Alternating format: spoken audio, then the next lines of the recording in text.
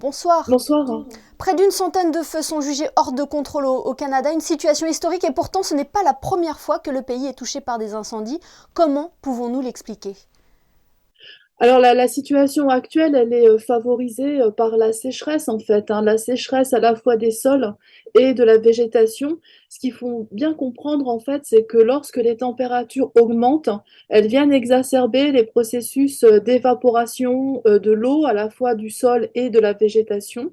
Et donc, on a un cocktail parfait pour que les feux puissent non seulement démarrer, mais aussi se propager. On sait que les feux se propagent à la fois par la végétation, qui va envoyer des étincelles, mais aussi par le sol superficiel. Concrètement, qu'est-ce que cela traduit du contexte actuel de notre climat ? Oui, ben je pense qu'en fait, c'est un exemple du fait que le changement climatique, enfin, ses impacts s'intensifient et se généralisent de telle sorte que plus aucun territoire ne peut se revendiquer comme ne pas être touché par le changement climatique. Et puis là, en fait, on touche à un pays dans l'hémisphère nord qui est à une latitude assez haute. Et on sait que le changement climatique, le réchauffement climatique est plus important au fur et à mesure que l'on monte dans les latitudes vers l'Arctique. Il est 2 à 3 fois plus important sur les régions arctiques.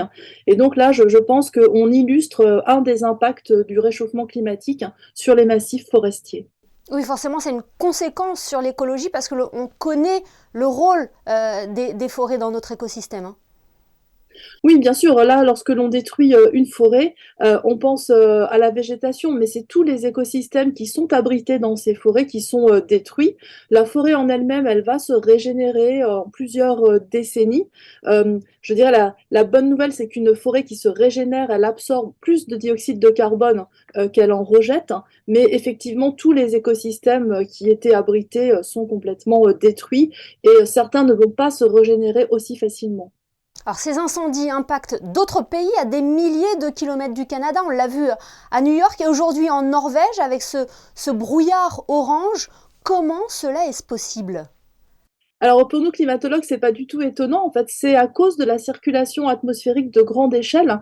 La circulation atmosphérique n'a pas de frontières. On sait qu'il existe des vents de grande échelle entre le continent américain et le continent européen.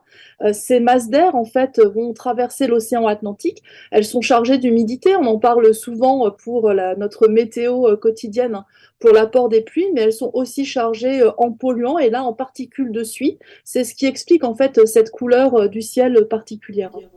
On parlait de l'impact écologique, ça a aussi un impact sur notre santé, la qualité de l'air notamment ?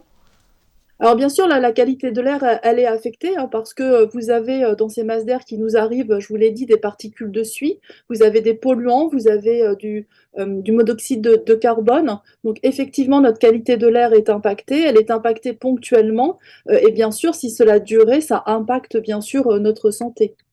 La Maison-Blanche disait que c'est un signe inquiétant de la manière dont la crise climatique affecte nos vies. Est-ce que vous partagez cet avis ?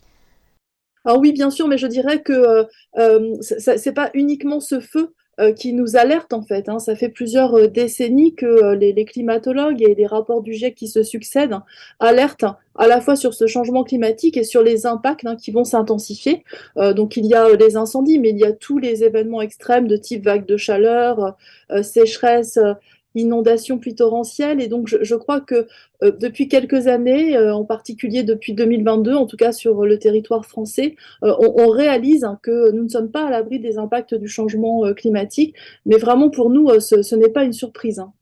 Eh bien, merci beaucoup Françoise Humeux d'avoir été notre interlocutrice ce soir pour aborder ce phénomène et les incendies qui font rage au Canada. Merci. Merci à vous.